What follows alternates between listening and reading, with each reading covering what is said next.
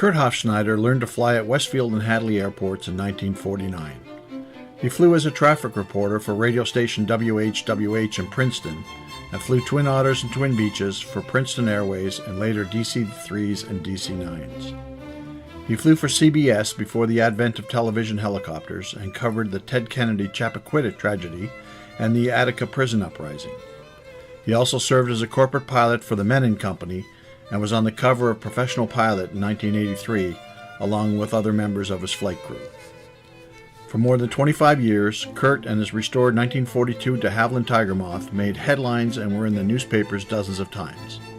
They appeared on every major TV network in connection with aviation events and helped several major charities with guest appearances.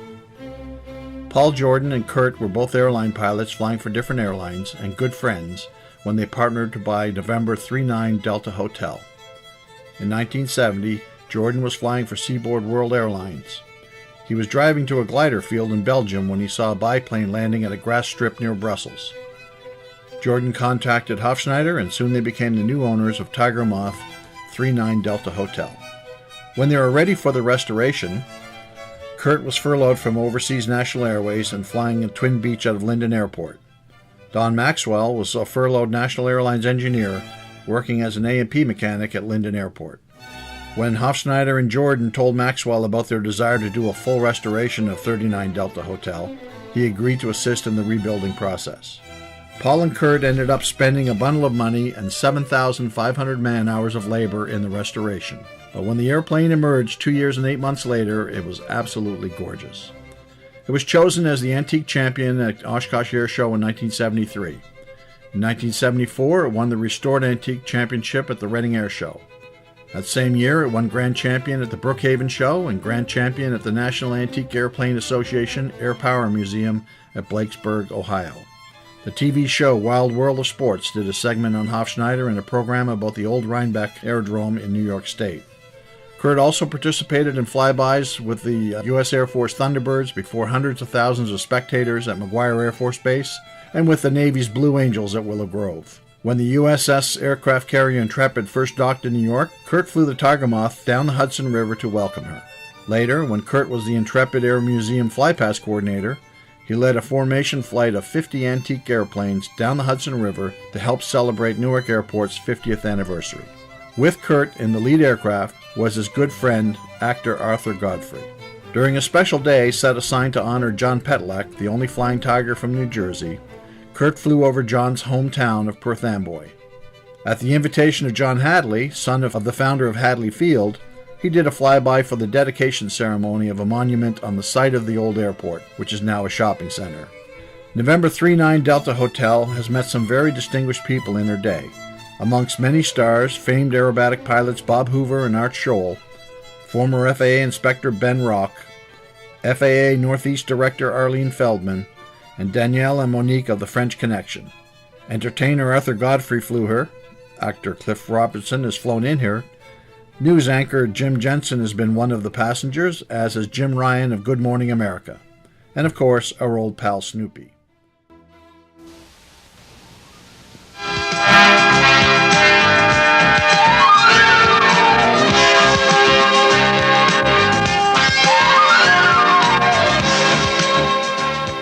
Welcome to Wings Over New Jersey. Come with us as we look at aviation in the Garden State. Share the feelings of pilots who soar like birds up into the clouds and find out what draws them back again. Aviation isn't just a silver tube that gets you to California in 4 hours. For many people in New Jersey, it's a way of life. And just like the many highways in the state, it's the lifeblood of our economy.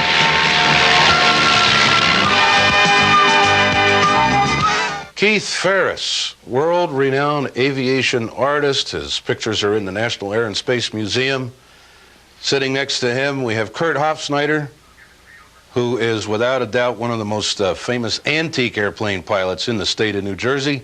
And next to him, Don Maxwell, the guy who keeps his airplane running. We're going to talk to each one of these gentlemen in just a few moments. My name is Sonny Everett. Welcome to Wings Over New Jersey. Just by way of introduction for a moment or two, I've been flying for 30 years, just about a week ago.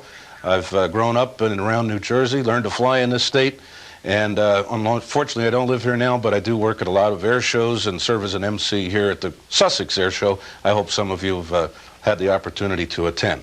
Let's go to our first guest over here, Mr. Kurt Hofschneider.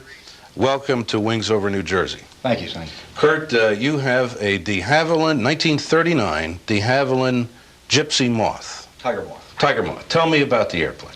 Well, the Tiger Moth is a ex-RAF trainer, which was used by the pilots who flew the Battle of Britain. They trained on a Tiger Moth before they got into the Harvards and then went into the Spitfires.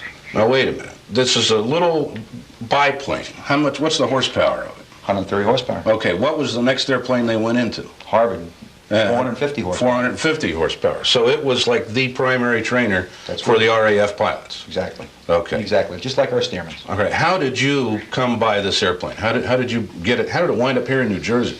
Well, it was shipped here to New Jersey in a 40-foot ACL container from Belgium. The airplane was a RAF airplane that was surplus. Was sent to Belgium, to the Belgium School of Aeronautics, and then from there it was sold and surplused off there. We picked it up in Brussels, Belgium, and brought it back over here. A fellow by the name of Kurt Franks from New Hampshire. Was the fellow who did it. Yeah, he's a very, very innovative man. How long did it take you from the time you got it out of the crate until it flew? 28 months now? Yeah. 28. Now you notice, folks, how quickly there he looked over at Don, okay? And the reason he did that is because Don is the guy who really keeps it running, keeps the airplane flying. And that is a chore in itself, I'm sure. How many hours, days, a week did you put into restoring that airplane, getting it flying? Well, 2 years steady, about 6-7 days a week. And wow, that's every really month. going at it. Yeah, we have some slides of the early days of both that airplane and some New Jersey, de Havillands in New Jersey. I think coming up here in just a second, where the slides are. Here we go. Kurt, there's your airplane. Oh yeah, that's the picture that was photograph that was taken just prior to doing the King Kong promotion. Very famous photograph. That airplane actually is one of the few that really flew around the Empire State Building with King Kong on it. That's correct. It was never done in the movies. That what you're looking at now is a composite that they did of the airplane going around the Empire State Building with Kong on it. How'd you ever get approval for that? Oh, that was a job. That was a job in itself. I mean, when you try to get the City of New York and, of course, involved with the FAA to do that. Okay, next we have. There's a de Havilland right there that was not exactly like the Tiger Moth, but they used this. This scene here is from the Great Waldo Pepper. That's correct. And That's correct. Dill Hoffer's Flying Service, great Robert Redford movie. That's correct. That was shot down in Texas there. But the de Havillands, which your airplane is one, is probably the lightest, were used in a lot of different uses around the country. And here in New Jersey, being one of the first airmail spots, Hadley Airport, oh, yes. Plainfield. Oh, yes. No longer there, unfortunately, oh, yes. but... Well, John Hadley called us up on that particular thing that you're looking at right now. We did the final dedication of Hadley Airport, which was somewhat sad to do because obviously, you know, when you see a great airport like that... Didn't they try to keep the airport open for like 2 years? Wasn't there a big petition to try to keep it open? Sure. They got designated as a National Historical Landmark, but unfortunately the paperwork arrived too late for the airport. It was sold. Big monkey monk there for a while. Yeah, I think you're correct on that. I'm not really sure of them facts, but I think you're right. Okay, now, National Air Transport. That was the beginning of one of the major airlines, the United Airlines, that we know today. But National Air Transport was a great airmail carrier, and they used de Havillands. Oh, sure. Yeah, the de Havilland was very famous as far as good, reliable airplanes were concerned in them Typical days. airmail pilot, you see right there with yes.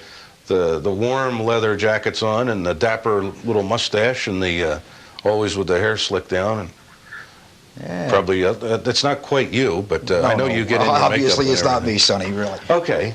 Now you notice that the pilot sat in the back, and then they piled all the airmail up in the front, sort of like a, what was that, the cargo hold up there?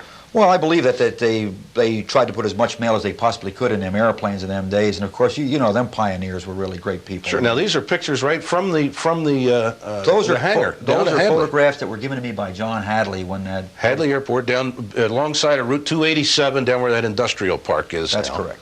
That's okay. correct. Tri-motor Ford.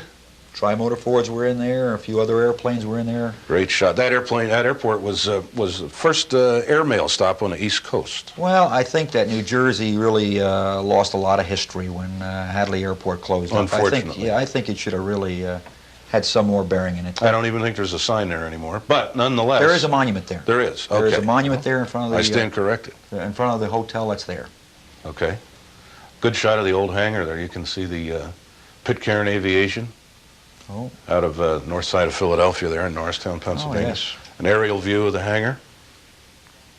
Mm-hmm. And that was the airport. That's taken from the south, and if you just go just a little bit north is where 287 is now and all those industrial parks there. Yeah. Don, working on the airplane. It's got to be a little bit unique. All your tools are metric size, I imagine, and Yeah, I had to go out and buy a new set of tools, that's for sure. okay. Now the airplane itself, your particular airplane, has a lot of little intricate things involved with it. Don was mentioning earlier that when you first got it out of the crate, they said, "Gee, you could go ahead and ferry it and fly it." Well, you decided to just take it all down to bare bones and start up from scratch. And wait till you see the finish on this thing. We have some videotape we're going to roll now, and I'd like both Kurt and Don to keep an eye on the monitor up there, and we'll be able to describe it as it's going along. That's just up at Alexandria Airport, where you keep it now, up in Pittstown, New Jersey, in Hunterdon County. Kurt, is that you there in the front? I believe that's me. Yes, we're pulling the airplane out of the hangar there. That's where we keep her. Okay, now this particular engine, being a British, of course, turns the wrong way, right? Well, they think we drive on the wrong side of the road, but too. it turns the other way. Yeah. It depends on which way you look at it. The typical flying suit. Well, you have to suit up. It gets kind of brisk in the airplane at times. Well, look, I know that you've done this over the years. You probably put on a Snoopy costume or something like that. A couple times, son. Yeah. A few times. 200 times. Few times. You're invited to many aviation events all over the country. I know you don't like to take it too far. It just gets to be a long way. Well, one of the awards we won with it was going out to Oshkosh. Look at the workmanship on that airplane. Don, you keep it that clean all the time? Yes, every time we fly, we bring it back in the hangar and wash it down, just like a kid with a new toy. Okay, what have we here now? Is this where That's the magneto switches on the outside of the aircraft. So if you have an accident or something, somebody can shut it down from the outside without crawling into the airplane. Look at the finish. So you can see about the 27 coats of hand-rubbed butyrate dope on there. Actually, 32. 32? My arm's going to attest to that. What's that? A fire extinguisher? Or? That's the fire extinguisher. You can fire it. In the beginning there, Kurt was showing you the carburetor. And inside the cockpit, you pull a lever, and it fires it into the carburetor area. And you can take it out and fight a fire outside the airplane or in the cockpit also. What kind of a harness? Is this a seatbelt with all these holes in it, Kurt? That's an original Sutton harness. Goes back to the original time that they flew them airplanes. It also has a Gosport in it. But what you're seeing there is just how they did it years ago with the pin and clevis in it, and it worked quite well. It's actually a very safe device that's used in the airplane and very authentic. All right, now we're going to use the Armstrong starter, British made also, right? Look at that. One little twist. I wish we could see that in instant replay, but we can't. But you know how it goes right through there. You just pull it down on the side. You'll notice it turns clockwise, or depending on where you're looking at it from. But from our particular angle, it turns clockwise. Now you're going to come down the runway here and take off. What do you cruise at? The airplane cruises somewhere around 80 knots. So when you take off, you must be at what, around 30? Well, no, it's about 50 knots when you're lifting off with the airplane. And that's out at Alexandria, huh? Out at Alexandria. Look at the countryside. The rolling hills of Hunterdon County. Absolutely. Beautiful place. Beautiful place in New Jersey. Alexandria Township, by the way, one of the few townships, the only township in the state of New Jersey that has, by ordinance, a right to farm and a right to fly. That's correct. Absolutely correct. By ordinance. Who's in the camera plane there? The camera plane. I think It's like a nice day. Bill Evans is in there, and also his son. Okay, wait a minute. What's that? A little intruder there? Oh, that's Dr. Broussard. He was also the fellow who backed us up on the King Kong thing. With his Waco? That's his Waco. Very. RNF, right? No, I don't believe that's the number of it. So I'd have to check it out. But it's actually a one of a kind airplane. It is a Waco? You might know what that is. Do you know what that is? It is a Waco, or is it the Flagler High Toe, which was made from Waco parts? Now you've got me on that one. Okay. That's an actual Waco. All right, here you come right in on final. and touch it down. We're going to watch you make this landing, Kurt. I know you're flying it there, and you know the cameras are there, so Kurt's going to show off just a little bit and put it down without even bouncing. How about that? Nice runway out there. Oh, it's a lovely airport. It's out in Alexandria. It's a real nice airport. All right, Kurt. Now let me just ask you a question or two. We're done with the videotape. Sure. In dollars, today's dollars, how much do you figure you got in that airplane? Oh, now you're really putting me on the spot. Well, I don't want to. It's none of our business, but I mean, I'm just not your time. It's a pricey airplane. Let me put it that way. Okay. You could buy a couple of Jaguars with it. I'm sure. Oh, I'm sure. I'm sure. 3 or 4 maybe. I'm sure. Brand new ones. But that's not the reason. The reason that we like to do is we like to restore these antique airplanes and restore them to the condition they're in so that people can enjoy these particular airplanes. You take it to air shows and fly-ins and... Well, as many times as we possibly can. The thing that gets me, Sonny, is that today with the antique airplanes, sometimes you're put down with antique airplanes. Without antique airplanes, the foundation of aviation is really left into the hillsides, and we don't really want that. We want to really make sure that we have aviation going as it is. Part of, just like an antique car, is part of our heritage. Of course. Country as well as the state. You have some original paperwork there from this airplane. Yes, this was the original paperwork when the airplane was sold to Belgium as surplus from... Whether we get a camera on that or not, hold that up there. Might have to hold it up just a little bit more so we don't get any glare on it. There you go. How's that? That's sort of interesting there with that, the old paperwork, and that's not that old, but... the documentation is there, believe me. Yeah. Okay, well, Kurt, this King Kong thing, I mean, you've had that airplane in a couple of 3 different movies. Mm-hmm. You've had the circling around the Empire State Building. Sure have. You also were involved with another crazy thing that went on the Statue of Liberty time up the Hudson River. We're going to come back to that. We're not going to do that right this second.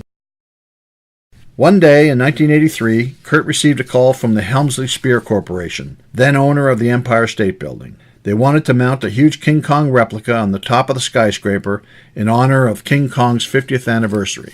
After completing a 5-page safety procedure report, Kurt took off to fly the job. When he first contacted Air Traffic Control for clearance into Manhattan's busy airspace, they issued his new clearance using the official call sign, Kong 1. Kurt made front-page news by circling the Empire State Building, resulting in more headlines than Helmsley PR people had hoped for. As I told you last night, today is the 60th birthday for the Empire State Building. Some people call it the 8th wonder of the world.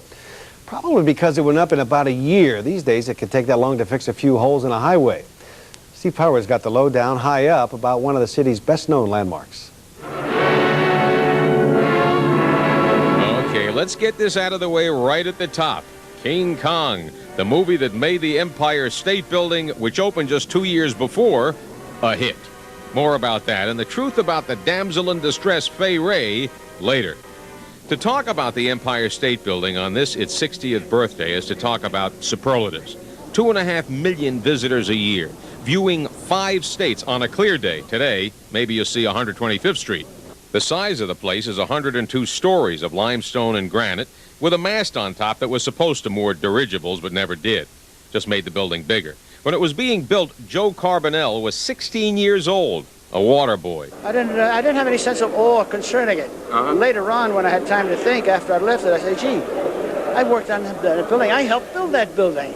A little bit that I did. But at the time, it was just another day's work. Just another day's work in the middle of the Depression. And it paid good money, $25 a week plus tips.